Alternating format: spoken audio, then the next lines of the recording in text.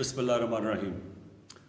ابھی ہم نے اپنی نیشنل کوآرڈینیشن کمیٹی کی میٹنگ کی اور اس میٹنگ کا مقصد یہ تھا کہ جو بھی ابھی پاکستان میں کرونا کی صورتحال ہے اس کے اوپر جائزہ لیا جائے اور پھر قوم کے سامنے جو آگے چیلنجز آ رہے ہیں، جو مشکلات آ رہی ہیں، وہ قوم کے سامنے رکھی جائے۔ دیکھیں، جو ابھی تک صورتحال ہے وہ اگر ہم نے بحیثیت قوم سب نے مل کے اس کی احتیاط نہ کی اور ابھی سے پریکاشنز نہ لیے تو جس طرح نظر آ رہا ہے کہ ہسپتالوں کے اندر جو کرونا کے مریض ہیں وہ بڑھتے جائیں گے اور ایک ایسا وقت آ جائے گا کہ ہسپتالوں میں جگہ نہیں ہوگی۔ ابھی کیونکہ ملتان میں جلسہ ہوا تھا تو ملتان کے اندر 64% بسترے اب جو کرونا کے لیے رکھے گئے تھے 64% بستر بھر چکے ہیں۔ یعنی جب لوگ جمع ہوتے ہیں کرونا تیزی سے پھیلتی ہے، اس کے تھوڑے وقفے کے بعد، یعنی جب ایک ایونٹ ہوتا ہے اس کا پھر ایک تھوڑا ٹائم لیگ ہوتا ہے، یعنی کہ ہفتہ 10 دن، اس کے بعد جب وہ افیکٹ ہوتے ہیں مریض تو اس کے بعد وہ نظر آنا شروع ہو جاتے ہیں ہسپتالوں میں۔ تو 64% ملتان کے اندر اس وقت بسترے بھرے ہوئے ہیں کرونا کے مریضوں سے، اور اس وقت 40% بسترے پشاور میں بھرے ہوئے ہیں کرونا کے مریضوں سے، اسلام آباد میں تقریباً 50%، اور ایوریج آ رہی ہے سارے پاکستان میں تقریباً 40% جو کرونا کے لیے بسترے یعنی وینٹیلیٹرز اور آکسیجن اس کے اوپر مریض آ چکے ہیں۔ کہنے کا مقصد یہ ہے کہ کرونا کے کیسز بڑھتے جا رہے ہیں، ہمارے سامنے سردی آ رہی ہے، سردی بڑھتی جائے گی۔ سردی میں مسئلہ کیا ہوگا؟ مسئلہ یہ ہوگا کہ کرونا پھیلتی کدھر ہے؟ جب زیادہ لوگ جمع ہوتے ہیں کرونا پھیل جاتی ہے، لیکن جب باہر زیادہ کم چانس ہوتی ہے، کیونکہ جب باہر کھلا فضا ہوتی ہے اس میں کم چانس ہوتی ہے، لیکن جب کمرے میں لوگ آ جاتے ہیں تو اس میں جراثیم تیزی سے پھیلتے ہیں۔ تو جب سردیاں بڑھتی جائیں گی اور راتوں کو ہیٹر چلے ہوں گے، لوگ ہیٹر کے ارد گرد بیٹھے ہوں گے، کرونا کے پھیلنے کے چانسز بڑھتے جائیں گے۔ تو اگر آج صورتحال یہ ہے کہ سارے پاکستان میں ایوریج پہ 40% بستروں پہ اگر کرونا کے مریض آ چکے ہیں تو یہ خود ہی اندازہ لگا لیں کہ اگر اسی ریٹ پہ بڑھتا گیا، اسی ریٹ پہ کرونا پھیلتا گیا، یہ جو ہمارا سیکنڈ ویو آیا، وہ جو دوسرا ویو ہے، اگر اسی طرح بڑھتا گیا تو ہمارے تو ہسپتال بھر جائیں گے۔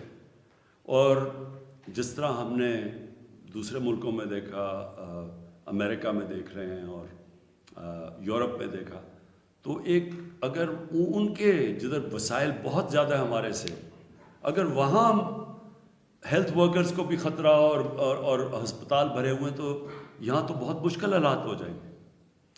کہنے کا میرا مقصد یہ ہے کہ یہ ہے ٹائم، ہم ساری قوم مل کے احتیاط کریں، ایس او پیز پہ چلیں۔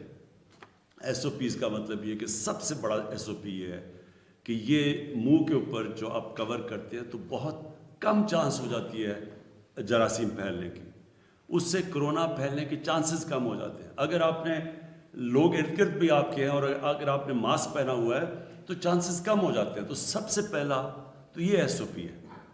دوسری چیز کہ ہمیں جب پتہ ہے کہ لوگ جب جمع ہوں گے تو کرونا پھیلے گا، تو میں آج سب سے اپیل کرتا ہوں، یہ جو پولیٹیکل پارٹیز کر رہی ہیں، میں ان کو آج اپیل کرتا ہوں کہ یہ جلسے جلوس سے کوئی گورنمنٹ کو کوئی فرق نہیں پڑنے لگا، لیکن لوگوں کی جانیں خطرے میں جانے لگی۔ جلسے جلوس تو ہمارے سے بڑے کس نے بڑے جلوس کیے ہیں؟ تو جلوس سے کیا ہوگا؟ گورنمنٹ چلی جائے گی۔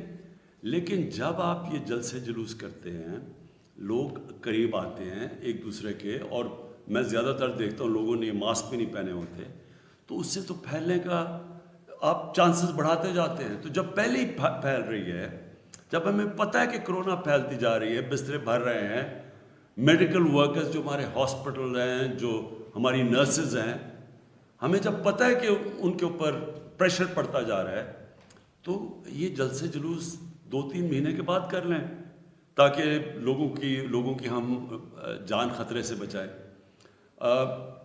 میں یہ باقی جو شادی ہال کہ ہم نے بند کیا ہوا ہے اور جو اس کے علاوہ اسکولوں کو ہم نے بند کر دیا ہے, ہم نے ریسٹورینٹس کو بند کر دیا کیونکہ ہمیں پتہ ہے اندر جب لوگ بیٹھتے ہیں اور کھانا کھاتے ہیں تیزی سے کرونا پھیلتی ہے.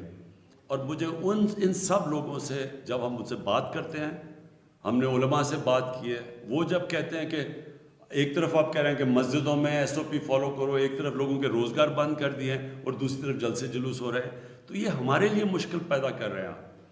دوسری چیز, ویسے ہی ایک ساری دنیا میں جب سیکنڈ ویو آیا تو ایس او پیز کو امپلیمنٹ کرنا مشکل ہوا ہے, باقی دنیا کے لیے بھی.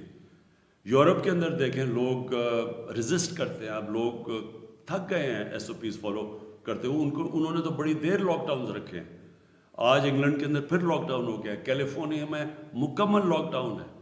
تو ہم نے تو اپنے ملک کو بچایا تھا لاک ڈاؤن سے, اس لیے کہ لوگوں کا روزگار متاثر ہوتا ہے. کیسے جو دہاڑی دار جو بیچارہ غریب طبقہ ہے وہ سب سے زیادہ متاثر ہوتا ہے. تو اس لیے یہ بڑا ضروری ہے آج ہم اپنے آپ کو یہ کرونا سے بچائیں, اور بچائیں ایس او پیز فالو کریں.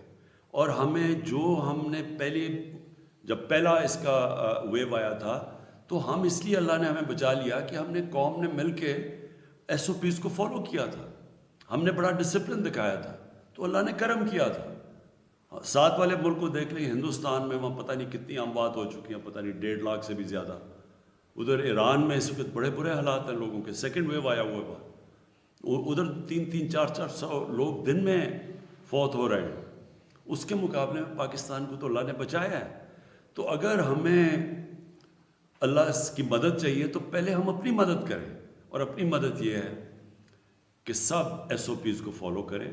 اور میں وہ جو یہ کوشش کی جا رہی ہے جلسے جلوس سے مجھے پریشر ڈالنے کی, اس سے تو مجھے کوئی پریشر نہیں پڑے گا, لیکن آپ لوگوں کی جانوں پہ خطرہ, لوگوں کی جانوں سے کھیل رہے ہیں, لوگوں کی جانیں خطرے میں ڈال رہے ہیں. تو میں سب سے آج اپیل کرتا ہوں کہ یہ سردیاں آ رہی ہیں, یہ اگلے 2 مہینے اللہ کرے کہ ہم صحیح گزار لیں, لیکن ہمیں پتہ ہے کہ ساری دنیا میں سیکنڈ ویو آ رہا ہے سردیوں میں, تو اپنے لوگوں کو سردیوں سے بچائیں. اس سے ہمارے ہیلتھ ورکرز متاثر ہوں گے, ڈاکٹرز, نرسز, ہمارے ہاسپٹلس پہ پریشر پڑے گا, ہمارے بوڑھے لوگوں کے جن کو خاص طور پہ کرونا کی وجہ سے جن کی جانوں کو خطرہ ہوتا ہے ان پہ پریشر پڑے گا, جن کو کوئی بیماری ہیں ان کے اوپر پریشر پڑے گا کرونا کی وجہ سے. اور ان سب کے لیے میں آج اپنی قوم کو اپیل کر رہا ہوں کہ احتیاط کریں اور ایس او پیز کو فالو کریں.